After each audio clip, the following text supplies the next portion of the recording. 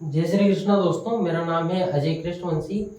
हम राजस्थान के प्रमुख संत और संप्रदायों के बारे में चर्चा कर रहे थे। इससे पिछले वाले लेक्चर में दोस्तों हमने राजस्थान के प्रमुख संत और संप्रदाय जो हमारा टॉपिक है उसके बारे में चर्चा प्रारंभ कर दी थी।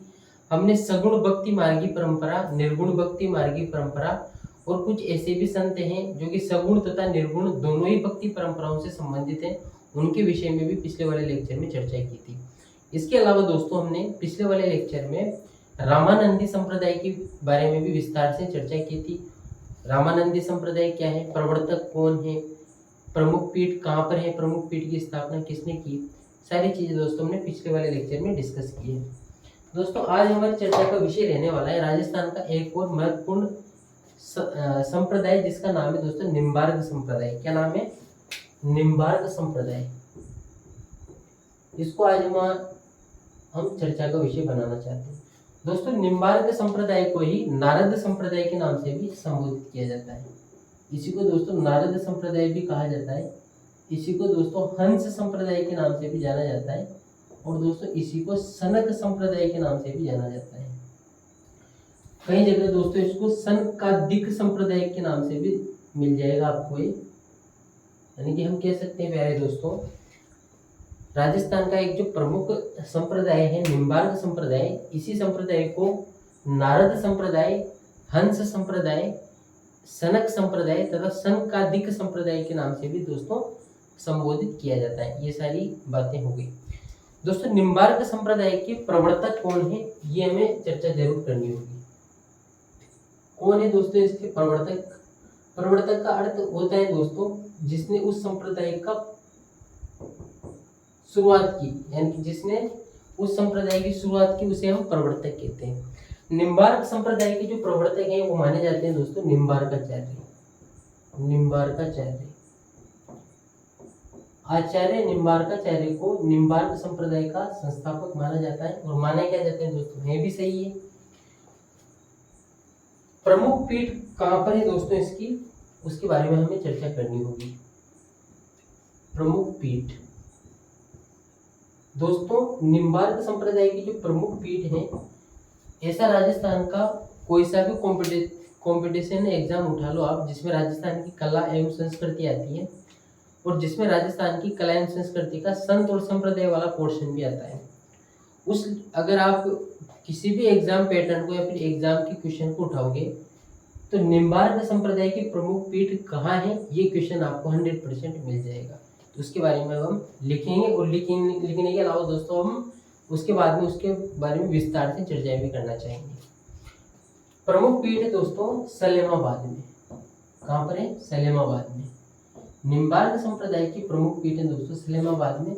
सलेमाबाद कहाँ पर है दोस्तों? अजमेर में स्थित है। अजमेर में किशनगढ़ के पास स्थित है दोस्तों। कहाँ पर है? किशनगढ़ के पास स्थित है। अजमेर में किशनगढ़ के पास सलेमाबाद स्थित है और यहीं पर निम्बार्क संप्रदाय, नारद संप्रदाय या फिर हंस संप्रदाय की प्रमुख पीठ स्थित है। इस पीठ की स्थापना किसने की दोस्तों, उनके विषय में हमें चर्चा करनी होगी। स्थापना या फिर संस्थापक कौन है इस पीठ का? इस पीठ का दोस्तों संस्थापक है संत परशुराम जी। संत परशुराम जी को दोस्तों इस पीठ का संस्थापक माना जाता है। संत परशुराम देवाचार्य। संत परशुराम देवाचार्य को इस पीठ का संस्थापक माना जाता है। यानी कि दोस्तों हम कह सकते हैं निम्बार्क संप्रदाय या फिर इसे नारद संप्रदाय भी कहते हैं या इसे हम हंस संप्रदाय भी कह सकते हैं। इसकी प्रमुख पीठ सलेमाबाद अजमेर में स्थित है जिसकी स्थापना दोस्तों संत परशुराम जी के द्वारा की गई। ये जानकारी हमें विशेष रूप से ध्यान में होनी चाहिए क्योंकि यहाँ से राजस्थान के अलग अलग प्रतियोगी परीक्षाओं में दोस्तों लगातार प्रश्न पूछे गए हैं। दोस्तों थोड़ी सी चर्चा हम संत परशुराम जी के बारे में भी करना चाहेंगे क्योंकि हम संतों के बारे में भी पढ़ रहे हैं और संप्रदाय के बारे में भी पढ़ रहे हैं। दोनों ही विषय हम साथ साथ में लेके चल रहे हैं। रीट में भी ये सिलेबस है दोस्तों, इसके अलावा सेकंड ग्रेड में भी ये चीजें सिलेबस का हिस्सा है और भी राजस्थान की बहुत सारी प्रतियोगी परीक्षाओं में भी ये सिलेबस का हिस्सा है। तो हम संत के बारे में भी चर्चा करेंगे और संप्रदाय के बारे में भी चर्चा करेंगे। आपकी कोई भी चर्चा दोस्तों अधूरी नहीं रहेगी, इतना आप मेरे पे भरोसा कर सकते हो। और हमारी जानकारियों का स्रोत भारत तथा राजस्थान सरकार की प्रमाणित पुस्तकें हैं। दोस्तों संत परशुराम जी का संबंध राजस्थान के सीकर जिले से है। संत परशुराम जी का संबंध राजस्थान के सीकर जिले से है। सीकर जिले में एक गांव है दोस्तों, उस गांव का नाम है ठेकरिया गांव। क्या नाम है उस गांव का? ठेकरिया गांव। राजस्थान के सीकर जिले के ठेकरिया गांव में परशुराम जी का जन्म होता है। परशुराम जी के दोस्तों गुरु का नाम है हरिव्यास। हरिव्यास जी इनके गुरु का नाम है। क्या नाम है? हरिव्यास देवाचार्य। इनके गुरु का नाम है दोस्तों हरिव्यास देवाचार्य। हरिव्यास देवाचार्य इनको गुरु का नाम है। दोस्तों ऐसा कहा जाता है संत परशुराम जी ने बालपन से इनका आध्यात्म की तरफ झुकाव था, तो इन्होंने अपना गुरु बनाया हरिव्यास जी देवाचार्य को। हरिव्यास जी देवाचार्य से परशुराम जी ने शिक्षा दीक्षा ग्रहण की, आध्यात्मिक ज्ञान प्राप्त किया। उसके बाद में परशुराम जी चले गए दोस्तों मथुरा। मथुरा में एक स्थान है, उस स्थान का नाम है नारद टीला। उस नारद टीले पर बैठकर इन्होंने जप तप किया, साधना की। और जब इन्होंने उस नारद टीले पर बैठकर जब तक साधना की, तब इन्हें आत्मसिद्धि की प्राप्ति हुई। और जब इनको दोस्तों आत्मसिद्धि की प्राप्ति हो गई नारद टीले पर बैठने पर, इसी वजह से इस संप्रदाय का एक और नाम हमें नारद संप्रदाय भी देखने को मिल जाता है। तब ये वहां से निकले, थोड़ा बहुत इन्होंने भ्रमण किया। भ्रमण करते हुए दोस्तों ये पहुंचे अजमेर। और अजमेर में इन्होंने किशनगढ़ के पास सलेमाबाद में एक भव्य मंदिर का निर्माण करवाया, जहाँ पर राधा और कृष्ण की युगल रूप में पूजा होती है, जिसे आज हम निम्बार्क संप्रदाय के प्रमुख पीठ के नाम से जानते हैं। तो ये सारी जानकारी होगी। एक बार लिख भी लेते हैं दोस्तों। गुरु से जब ज्ञान प्राप्त किया तो ये कहाँ चले गए दोस्तों? मथुरा। और मथुरा में दोस्तों नारद टीले पर इन्होंने क्या किया? जब तक किया। नारद टीले पर इन्होंने क्या किया दोस्तों? जब तक किया। आत्मसिद्धि प्राप्त हो गई तो इन्होंने सलेमाबाद में निम्बार्क संप्रदाय की प्रमुख पीठ की स्थापना कर दी। दोस्तों ये जो सलेमाबाद है, यहाँ पर जो भव्य मंदिर का निर्माण करवाया था संत परशुराम जी देवाचार्य जी के द्वारा, उसके विषय में हम थोड़ी सी चर्चा करना चाहेंगे, क्योंकि वो भी महत्वपूर्ण है। यहाँ पर दोस्तों किसकी पूजा होती है? तो राधा और कृष्ण की पूजा होती है दोस्तों। राधा और कृष्ण की पूजा होती है, लेकिन इतना ही नहीं, राधा और कृष्ण की युगल रूप में पूजा होती है। युगल रूप में पूजा होती है। राजस्थान का एकमात्र ऐसा संप्रदाय जिसमें राधा को श्री कृष्ण की परिणीता, पत्नी या फिर अर्धांगिनी के रूप में स्वीकार किया गया है, उस संप्रदाय का नाम है दोस्तों निम्बार्क संप्रदाय। ये जानकारी बहुत ज्यादा महत्वपूर्ण हो जाती है। राधा और कृष्ण की यहाँ पर युगल रूप में पूजा होती है, और राधा को इस संप्रदाय में कृष्ण की परिणीता के रूप में स्वीकार किया गया है। ये बहुत ही महत्वपूर्ण बात है दोस्तों। इसके अलावा दोस्तों इस पीठ में और किसकी पूजा होती है? तो परशुराम जी जो थे दोस्तों, इनकी चरण पादुकाओं की पूजा होती है। जो संत परशुराम जी थे जिन्होंने इस पीठ की स्थापना की, उन परशुराम की जो चरण पादुकाएं हैं दोस्तों, चरण पादुकाएं आज भी यहाँ पर विद्यमान है। और इन चरण पादुकाओं की भी दोस्तों क्या होती है? पूजा होती है। ये जानकारी भी हमें ध्यान में रखनी चाहिए दोस्तों। ये जो मंदिर है, ये मंदिर राधा कृष्ण मंदिर भी कहलाता है। निम्बार्क संप्रदाय के जो भी मंदिर है वो राधा कृष्ण मंदिर के नाम से भी हम उन्हें संबोधित कर सकते हैं। खास बात यह है दोस्तों, कृष्ण जन्माष्टमी आती है भाद्रपद कृष्ण अष्टमी को, यानी कि कृष्ण जन्माष्टमी को। और राधा अष्टमी आती है दोस्तों भाद्रपद शुक्ल अष्टमी को। राधा अष्टमी आती है यानी कि भाद्रपद शुक्ल अष्टमी को सलेमाबाद, जो कि निम्बार्क संप्रदाय की प्रमुख पीठ है, यहाँ पर एक मेले का आयोजन किया जाता है। यानी कि इस संप्रदाय का झुकाव कृष्ण की अपेक्षा राधा जी की तरफ ज्यादा है। ये बात भी गौर करने लायक है। हम कह सकते हैं दोस्तों भाद्रपद शुक्ल अष्टमी, भाद्रपद शुक्ल अष्टमी, जिसे हम दोस्तों राधा अष्टमी भी कह सकते हैं।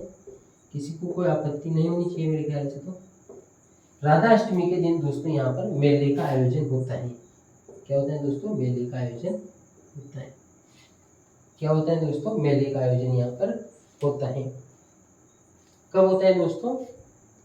भाद्रपद शुक्ल अष्टमी के दिन।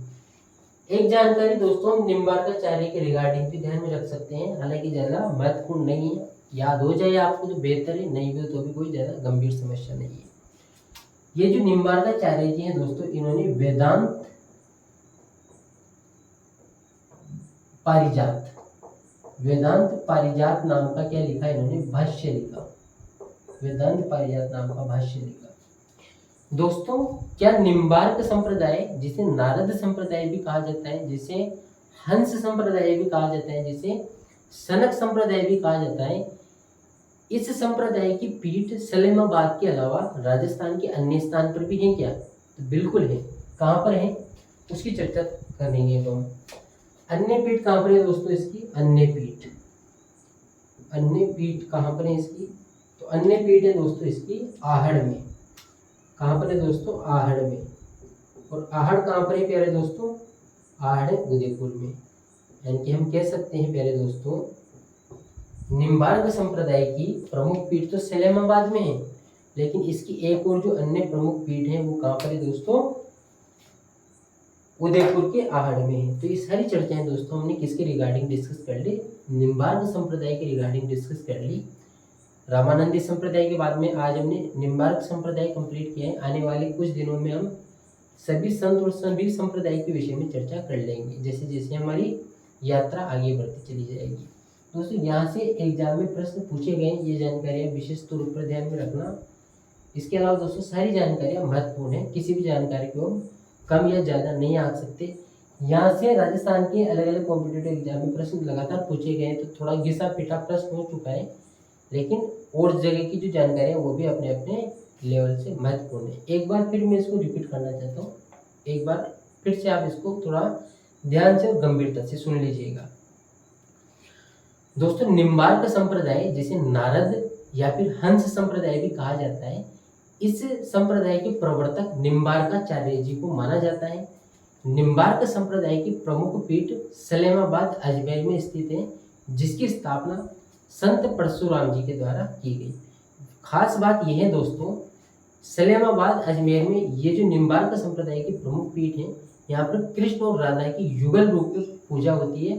और राजस्थान का यही एकमात्र ऐसा संप्रदाय है जिसमें राधा को कृष्ण की परिणीता यानी कि अर्धांगिनी के रूप में स्वीकार किया गया है।